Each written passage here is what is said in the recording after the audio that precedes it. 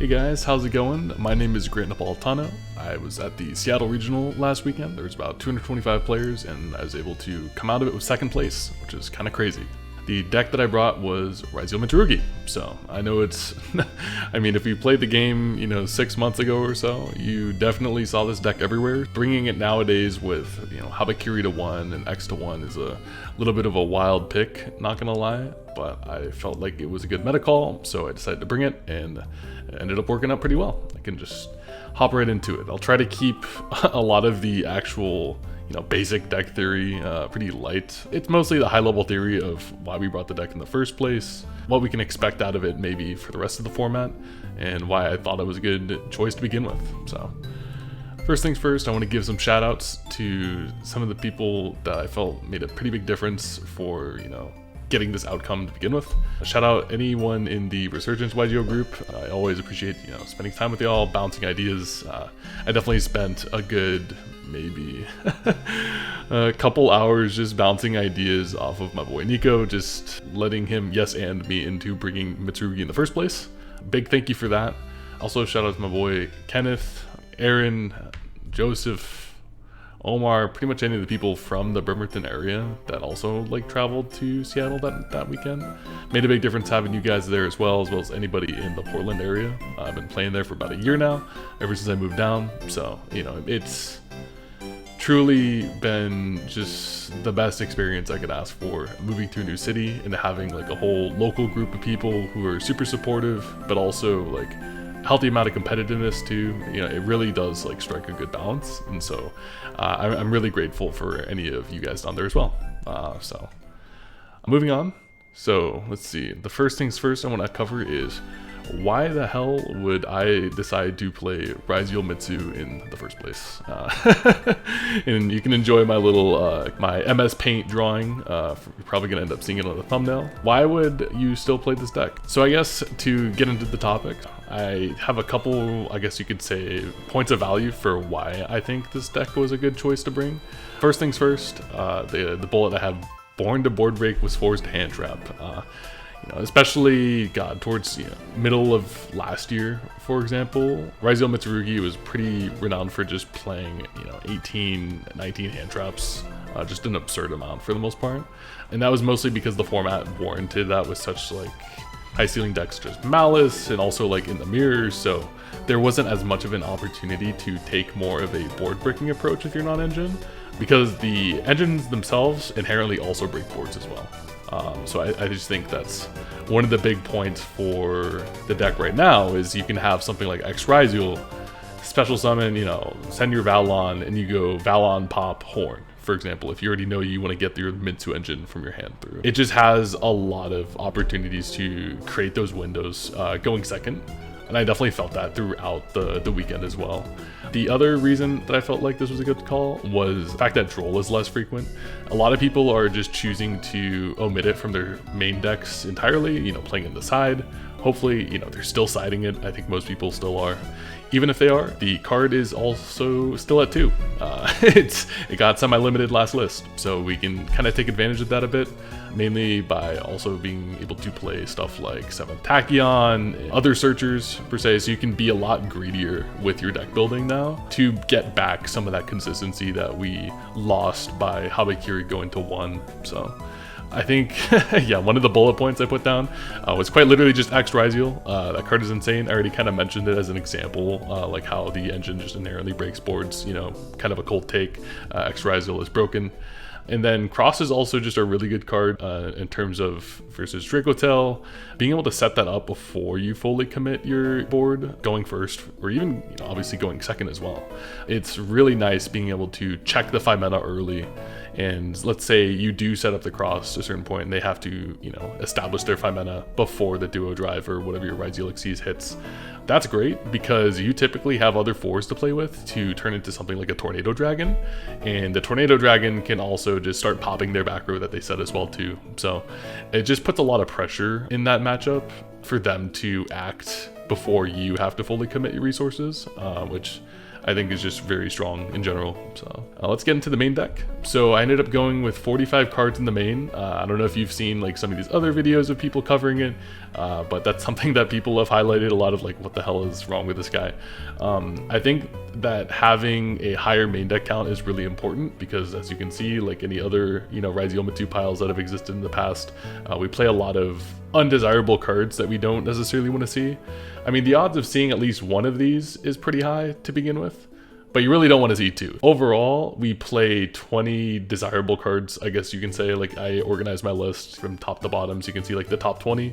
We really want to see any of those. I mean, Sword Ryzeal and Prosby, kinda, but you know, I count them. It's close enough. You know, we just have pretty high card quality across the board from the top. Just hoping to be able to see 2 of those, maybe 3 of those, to ideally flush out some of these bricks. And some of these cards that we do consider to be bricks are also fine in combination with some of the ones in the top too. I wouldn't stress about that too much per se, but you can just get some pretty rough hands, right? It's not that cut and dry. So let's go down to 17 on engine overall. You can see that we went with 6 Charmies in the main, Droplet, Called By. I mean, Called By is I don't want to do the whole like, oh, just gotta play it, but come on, like the card's crazy. Something that people called out a fair bit was me choosing to play Joel in the main still, as well as Prulia in the main. I think Prulia in the main is definitely warranted for the most part. I think obviously versus Dracotail, it's not the greatest, but you know, versus anything else that's in the format, I think the card is still crazy. And I think Droll is also still nice because I was feeling there was going to be a lot of Vanquish Soul Canine being represented just because of the good matchup on paper it has versus Dracotail. So, and to be honest with you, in a regional setting, you don't know exactly what you're going to play against. Like, I played against RB my first round, right? You really can't try to metagame too hard. Like, you want to metagame enough, you know, you don't want to just be stupid with how you throw your non-engine in. But also sometimes it's just nice to cast a wider net, especially like in the main deck where what you play against can be unpredictable, right? And then, yeah, the Ashen Bells at the bottom, mainly used to cover the Dracotail matchup. Also has pretty good application into Radiant Typhoon. And the nice thing is you can draw them as your 6th card, going second into Dracotail, for example. And it's still high value, especially being able to push one of the spells through, like your Mitsu Ritual, obviously. But even like your Bonfire or your 7th Tachyon, because they represent the X Ryzeal that can hit at any moment, you end up getting into a situation where your opponent will try to flame that sometimes because they just know, like, okay, if he gets to the X Ryzeal, he is gonna pop my flame, and so, you know, I might as well just hit it now with the flame to begin with, right? So Ashen Bell are able to help insulate versus those situations as well, which is really nice. I guess one of the other bullets, yep, the Mitsu ratios themselves, I slimmed down more to like a 1-1-1, just a whole lot of ones, like the Ritual, Saji, the Murakumo, Kusanagi. I played 2 Aramasa just because I felt like I needed enough names to have in rotation. Otherwise, I felt like I was going to start running out of things to add when I was trying to, say, get my rituals to, you know, tribute off of their trigger effects.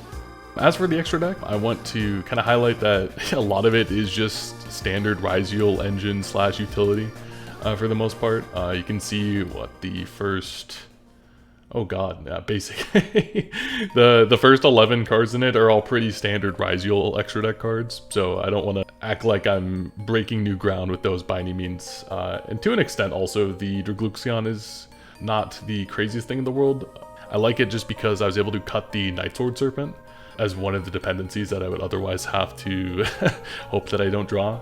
The Hope Harbinger was nice. Obviously, a lot of decks right now play very strong spells, so the Hope Harbinger is really nice, and it also lets you detach from the Dragluxion. Like, say for example, even if it got impermed like your Dragluxion did, you still would want a way to get those materials off from underneath it. Sometimes you just have the ability to link into the IP, sometimes you don't, and so it's good to have that option too, basically. The other thing too to write about is the IP and SP. It's not like it's anything too crazy or non-standard as well too. I just felt like it was really important because if we start with, say, the Mitsurugi engine and we do get hit with the Charmy in some way, we still just get to have the full Mitsu end board, so to speak, and we don't have to worry about like ending on like a Dynamondo Murakumo pass or something like that. Something that doesn't really have a whole lot of impact, basically. Okay, now onto the side deck. First things first is the Mathmech Alimbertion. So this is a pretty cursed bridge to Mitsurugi, basically. You can summon 4 Ryzeal bodies, and on the 5th summon, make that guy. And he can search you any spell. So you can search pre-prep. So you get to it if you don't have access to it, which is great. But throughout my games that I had from match to match, I haven't had a situation where it came up, which is technically great.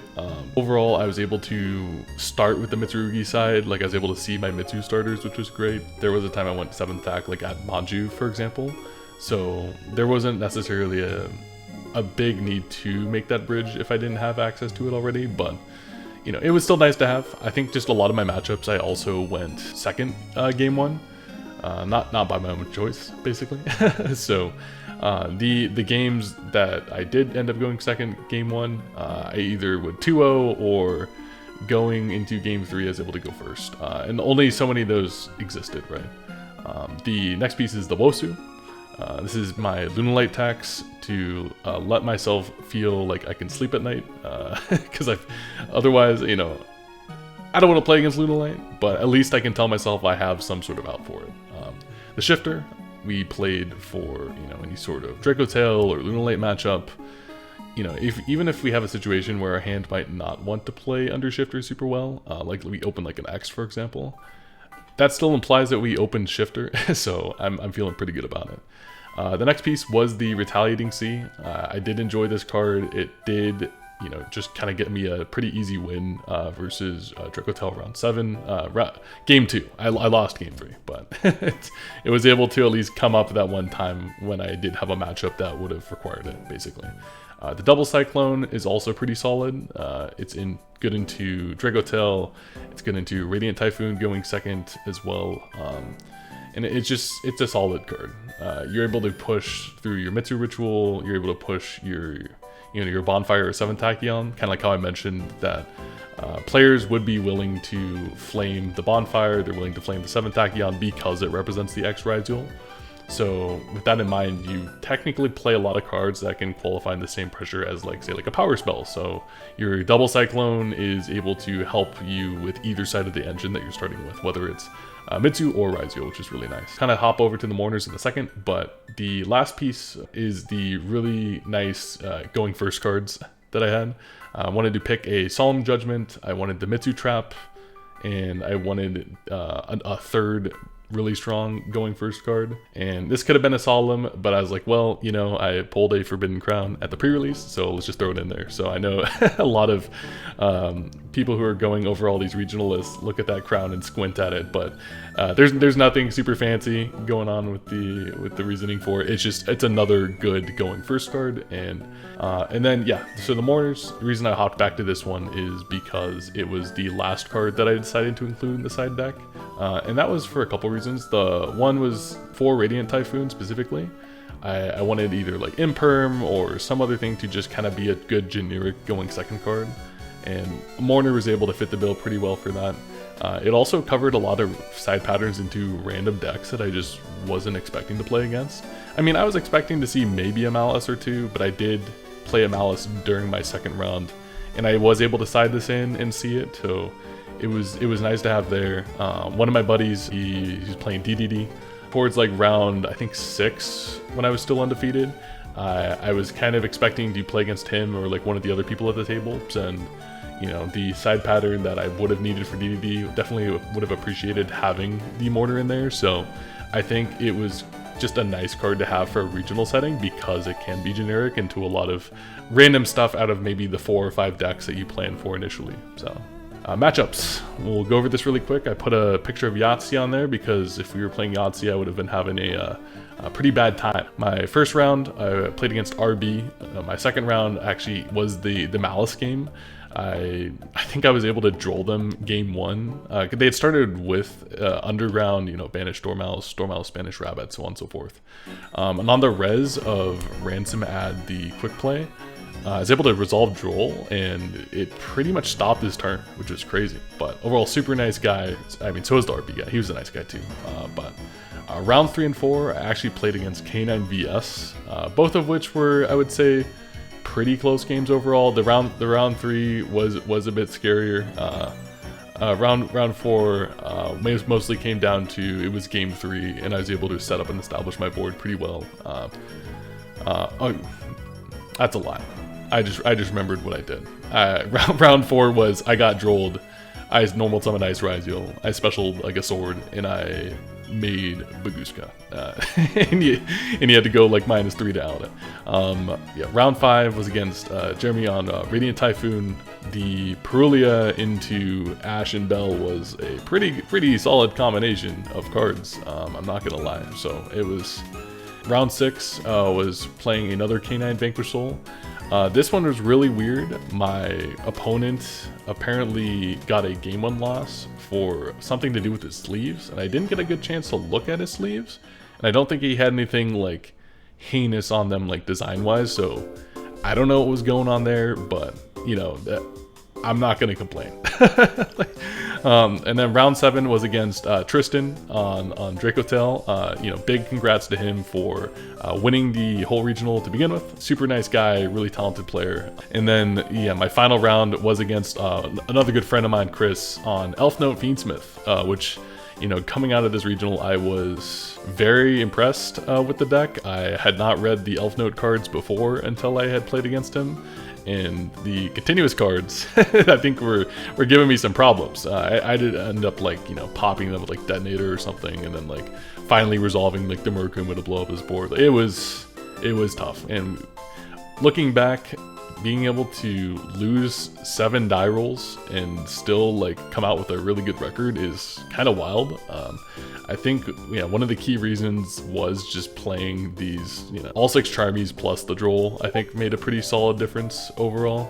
Just being able to have something to put them on a half board, and I think I would say maybe 70% of my Charmies were able to resolve today, at least during like game 1s when I saw them. Looking back, it was definitely a majority, so I would say that's definitely one of the reasons why I was able to convert some wins off of a pretty egregious die roll record for the most part. Things that I wanted to try and test more. So I did play Di-Fi at the sneak peeks the weekend prior, and that card was really good. The reason that I ended up swapping it for Retaliating Sea was just because I wanted another going second option for Dracotel, and I really didn't want to have to put the Mourners in too hard for the side pattern there, just because I feel like there's a lot of ways to get punished with the Mourners. And so yeah, the Di-Fi is still really good. We could play like a one of and try to like make your side patterns pretty European looking if you really want to. Still a really solid card. Denko Sekka, that was a card I also played at the sneak peek. I like that it's searchable with 7 Tachyon. I think that's really cool. I think lines that could be pretty interesting might involve using your 7 Tachyon off of the off of your rituals, right, to make Dragluxion. Use your 7 Tach to search the Denko Sekka. And off of the 2 4s that you can produce off of, say, like Habakiri or Pre-Prep, you can use those 4s to make your duo drive for your Ryzeal engine. So you can technically get your duo drive to search the Ryzeals already. 7 Tach searches the Denko Sekka, so there is a board that I was trying to work on that can basically put up the Ryzeals, some element of the Mitsu end, which is not as relevant with Denko, but I think it's pretty neat because the actual Dracotel cards themselves, the triggers that set from deck and then pop a card, or Malulu to negate, they still have to set a card in order to do those full effects. So the Denko can kind of be like a pseudo floodgate for that, which I think is really interesting. And then last but not least, that I put so far off the top of my head was the Giant Hand.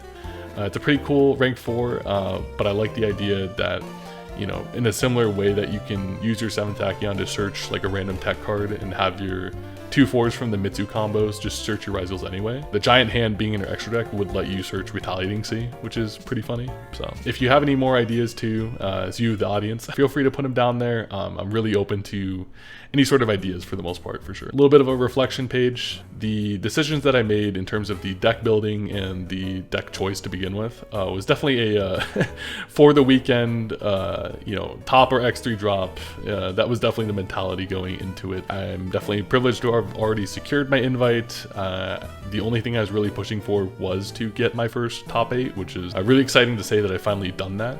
And so I wanted to make more of a meta call that either could super punish us and get us out by lunch, or could take us a really good amount of the way. One thing that I definitely learned the hard way on one of my matches was not playing nearly as many ritual names means that you have to be super careful with where you put them now. Like before, you could be kind of ignorant and fumble your way through your ritual spells and like your triggers and still probably end up with 2 or 3 ritual bodies on board, but you only have 3 names and you only have 3 different means by which to summon them from different locations. And so something to keep in mind for sure when you're kind of going through your combos. I guess the other piece as well, to be quite honest, was the execution on the theory itself. While I think the theory is good, the actual implementation and the piloting during the game can definitely still be refined quite a bit. I haven't really had a whole lot of practical experience playing the deck over the past couple weeks outside of the 2 sneak peeks a weekend ago, as well as some games on DB versus, you know, some good friends of mine, like, you know, shout out the Resurgence channel. The actual gameplay was definitely running on, you know, theories and vibes going into it. You know, obviously it paid off, which is great, but it makes me wonder that, you know, with some more refinement, probably garners even more results, which is exciting to think about. So early leads on like thinking of how to potentially optimize it a little bit more. I think slimming the Mitsu engine further to almost kind of Mitsu yummy ratios, especially like after the 60 card, like, you know, Triff Mitsu yummy deck kind of slim to like a 40-42 card variant. I think like seeking those ratios for the deck could be very interesting, mainly because we don't necessarily have to depend on the 4s to bridge the Mitsu into Ryzeal. Cutting a sword might be an option. Just trying to slim these Ryzeal names down just a little bit more for the ones that we don't necessarily want to see as much. You know, if we can get down to a good 43 that cuts maybe 1 or 2 bricks, I think that's pretty ideal. And the other one, you know, maybe the 7th Tachyon, like I think playing 3 of it was great. I was definitely riding the high of like, oh, I was originally looking to only play 1 and then my buddy had 3, so let's just throw 3 in there for consistency. 2 is probably a little bit more ideal, to be quite honest, but I just think the card is also just really solid. I don't think there's anything wrong with playing it at 3 because it's almost like a toolbox in itself, especially if you end up playing, say, like the Denko or the Retsi. You know, there's definitely some heinous stuff you can do with the card, so I'm sure there's even more I'm not even thinking about. Overall, worth the time to refine? I definitely think so. I think the deck is probably still going to be good for the next month or so. I'd be very curious to see what other Mitsu or even Ryzeal variants end up topping some of the regionals. I saw there was a couple automats already. I saw there was a pure Mitsu.